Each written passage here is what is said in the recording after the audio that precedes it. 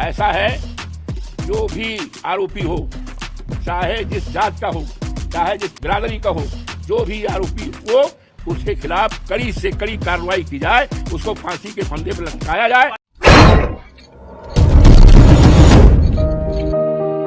साथियों नमस्कार, मैं सत्यानंद स्वामी और आप देख रहे हैं सत्या एक्सप्रेस। दोस्तों, ये उत्तर प्रदेश है और उत्तर प्रदेश में हर 2 दिन बाद बेटियों के साथ अत्याचार होता है।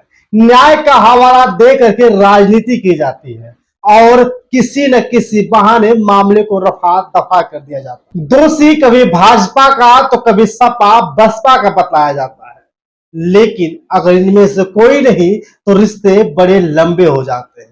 किसी न किसी बहाने मामले को रफा दफा कर दिया जाता है और बेटी चुप रहती है।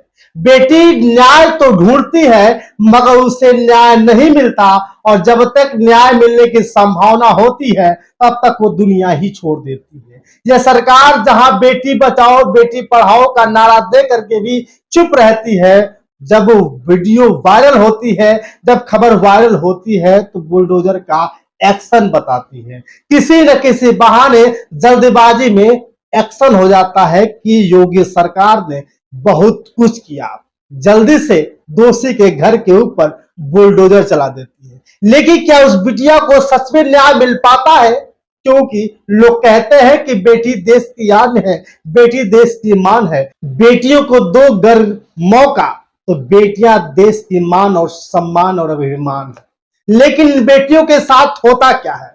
बेटियों के साथ रेप हो जाता है, बेटियों के साथ अत्याचार हो जाता है। लेकिन ये गूंगी बहरी सरकारें, ये गूंगे बहरे नेता लोग सिर्फ अपनी राजनीति सीखते हैं कि ये सपा का था तो कोई कहता है बसपा का था तो कोई कहता है भाजपा का था, लेकिन कभी कोई ये नहीं कहता कि इस बेटी को न्याय दिलाओ। कोई कभी ये नहीं कहता कि बेटी को अस्पताल भेजाओ।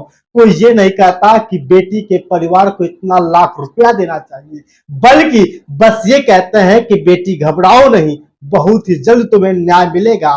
बेटी के परिवार वालों को हमेशा से समझाया जाता है कि हम तुम्हारे साथ हैं, लेकिन कोई बेटी को न्याय दिलाने के लिए आगे नहीं आता। आते हैं तो सिर्फ और सिर्फ सांत्वना देने।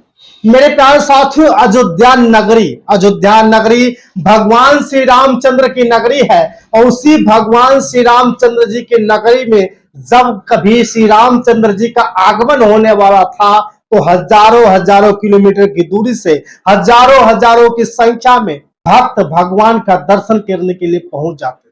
जैसे बीजेपी ने वहां पे जिताना चाहती थी कि कोई बीजेपी का प्रत्याशी जीते, क्योंकि उसी ने तो भगवान श्री राम को लाया था, लेकिन वहां भी फेल हो जाती है। श्री रामचंद्र जी ठेंगा दिखा देते हैं। इससे स्पष्ट हो जाता है कि भगवान श्री रामचंद्र जी जनता के हैं। लेकिन जब अयोध्या में सबसे बड़ी घटना घट जाती है, 12 साल की बच्ची के साथ रेप हो जाता है, तब भगवान पे भी लोग अंकुश लगा लेते हैं। कहते हैं कि अगर भगवान था तो उस बेटी की रक्षा क्यों नहीं किया? 12 साल की बेटी जो अभी नादान थी, जो पढ़ना चाहती थी, जो बढ़ना चाहती थी, मोइन खान नाम के एक सपा के नेता ने उस बिटिया के साथ खिलवाड़ कर दिया। अब चर्चा का विषय यह बना हुआ है कि बिटिया के साथ गलत करने वाला, बिटिया के साथ रेप करने वाला कोई आम व्यक्ति नहीं बल्कि समाजवादी नेता था, समाजवादी मुसलमान था। खबर ऐसे भी आ रही थी कि मोइन खान के घर में ही पुलिस चौकी चला करती, लेकिन उनसे हम दूर जाते हैं। हमें तो इस बात से मतलब है कि क्या इस बेटी को इंसाफ मिलेगा? जिस 12 साल की बेटी के साथ रेप होता है और 12 दिन का उसके पेट में बच्चा पल रहा है, क्या उस बेटी को लोग दूर दराज बड़े हॉस्पिटल में भर्ती कराएंगे? वहां के सीएमओ ने कहा कि उस बेटी के पेट में पल रहे 12 दिन के बच्चे को अगर जन्म देना है तो बेटी को 9 महीने तक स्वस्थ रहना पड़ेगा, लेकिन ये बच्चा जलने की अवस्था में नहीं है। अगर परिवार वाले चाहे तो 12 महीने के होने के बाद कि अबॉर्शन करा सकते हैं, बच्चे को गिरवा सकते हैं, लेकिन इससे भी अनुमति लेनी पड़ेगी। खैर, अनुमति लेना या न लेना परिवार का काम है, लेकिन इन नेताओं के बारे में थोड़ा सा जान लीजिए। समाजवादी नेता अलीसबा मुखिया कहते हैं कि अगर मोइन खान गलत है तो डीएनए टेस्ट कराओ। अपनी सरकार में कभी ये नहीं कहा कि डीएनए टेस्ट कराओ। जब इनके नेता फंस जाते हैं तो कहते हैं डीएनए टेस्ट कराओ, जबकि अगर दूसरे पार्टी का कोई कार्यकर्ता या दूसरे पार्टी से रिलेशन कोई व्यक्ति अगर उसमें सम्मिलित होता है तो नहीं कहते कि डीएनए टेस्ट कराओ। खैर, इन सब बातों को क्या उलझाना। समाजवादी पार्टी के नेता चाहते तो उस बेटिया को बड़े हॉस्पिटल में भर्ती करा देते।